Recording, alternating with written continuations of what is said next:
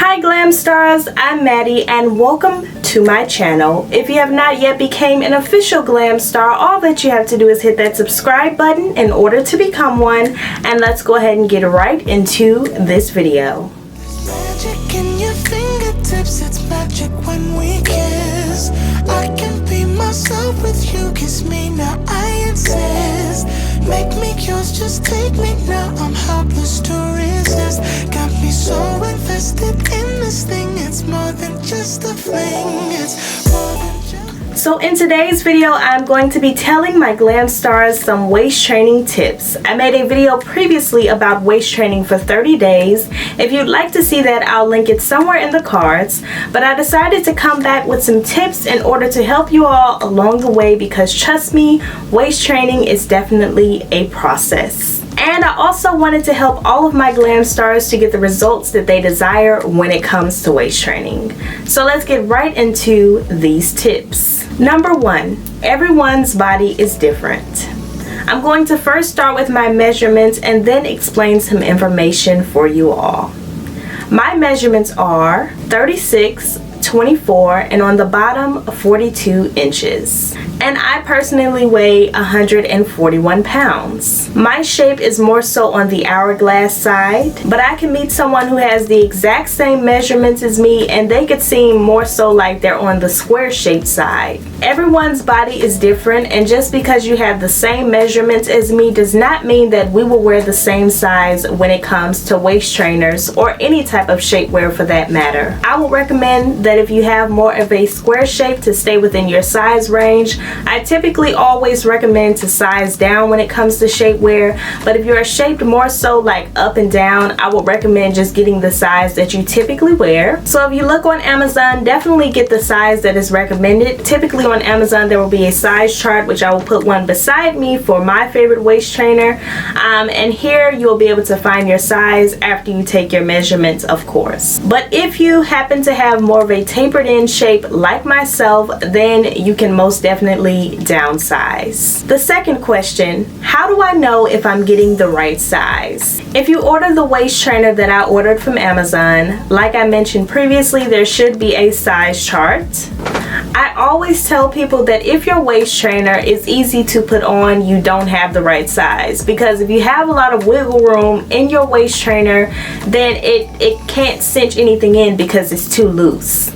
So if it's fitting a little bit snug but it still fits, you have the right size. Now if you're getting a waist trainer that just will not close, then that's not good, okay? Now you definitely have the wrong size. But if it's a little bit hard to put on, if it's a little bit of a struggle, then you have the right size. But if it just won't close completely, give it up, send it back, whatever you want to do, because you don't have the right size. Are all waist trainers the same? No, they are all not the same. Waist trainers are meant to be of a thicker material. If it's extremely thin, it can't cinch anything in, it can't do anything. I see a lot of people, they go and they buy really inexpensive waist trainers or sweatbands or whatever the case may be, and those do not cinch you in. Sweatbands are made specifically for working out.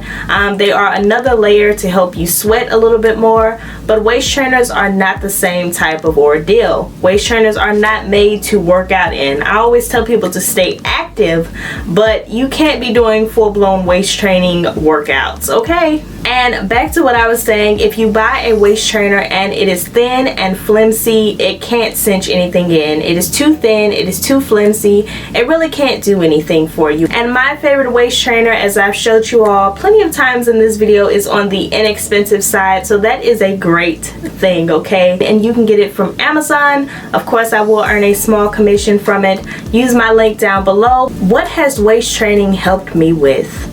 One thing for sure that I can say that waist training has helped me with is definitely posture. I was born with a crooked back, so I do kind of have scoliosis in my back. So waist training has helped me to be able to develop a better posture. So I'm now able to sit up straight, whereas I used to just slouch down whenever I'd sit down, but now it's just like I'm so used to sitting up straight from having a waist trainer on, so now it's just like, it comes naturally to me. So that is something that waist training training has definitely helped me with. And the way that it did that is, of course, when you have something like a waist trainer on, there's really no room for you to slouch down because you have something around your waist that is keeping you sitting up, that is keeping everything in this region sitting up. So even though it was uncomfortable at first, I became used to it, and it has now become the way that I sit. The next question, how long should I wear it? How long should you wear a waist trainer daily? I'm a little bit different from other people, but I would not recommend doing this to all of my new waist trainer wearers out there. But for me personally, I do not wear my waist trainer to sleep. I will wear it from the time that I wake up, which is typically 9 a.m. somewhere in that area, till about 1 a.m. at night when I'm getting ready to go to sleep. Everybody's different, okay? And if you are new to wearing waist trainers, I definitely would not recommend wearing it that extended period of time. I would say that if you are new to waist training, definitely start with something like 3 to 4 hours. Do not exceed that, especially if your waist trainer is extremely uncomfortable to you. And if it is, you know, above the normal uncomfortableness that is supposed to come with shapewear, then take it off completely, okay? I don't want anybody suffering from any type of injuries or anything going wrong just because you want a certain type of shape, okay? We know beauty is pain, all right, but it's not supposed to, you know, make you pass out or anything like that. So definitely take it off if you are feeling extreme uncomfortableness. But like I said, if you start with something like 3 to 4 hours, you can then work your way up and say, okay, today my goal is to do 5 to 6 hours, and so forth and so on. And then a question that I never see anybody answer is how to stop bruising. A lot of times when you wear waist trainers, if you have sensitive skin, they can bruise your skin. That does happen for me. That's why when you are wearing a waist trainer, I would definitely recommend wearing it over some type of clothing, okay? So if you have something like a cami or something like a really thin dress that you can put under your waist trainer, that will definitely help with the bruising. It will definitely, you know, kind of have that barrier between the waist trainer and your actual skin, so you won't suffer from as many problems. Now, if you have a waist trainer and the little bones that are in the waist trainer, if they start breaking, then it is definitely time to purchase a new waist trainer. And y'all know that I always recommend Fajas. This is my favorite Faja right beside me, and the reason why I do that is because I feel most comfortable in Fajas. I made a video about shapewear previously also, so I will link that in the cards. But my favorite shapewear is Fajas because you can wear it under clothes without it being seen too much, and it's more on the comfortable side than waist trainers are. I can literally wear a Faja all day long, whereas if I'm going to wear a waist trainer all day long, I kind of have to force myself to do it. So if you suffer from bruising, I would definitely recommend putting it over something, and or just getting a Faja, investing in a Faja. They are a little bit more on the expensive side, but I promise that you will not regret it, especially if you have really sensitive skin. So that is all that I have on my tips for waist training. I hope this video definitely helps someone out.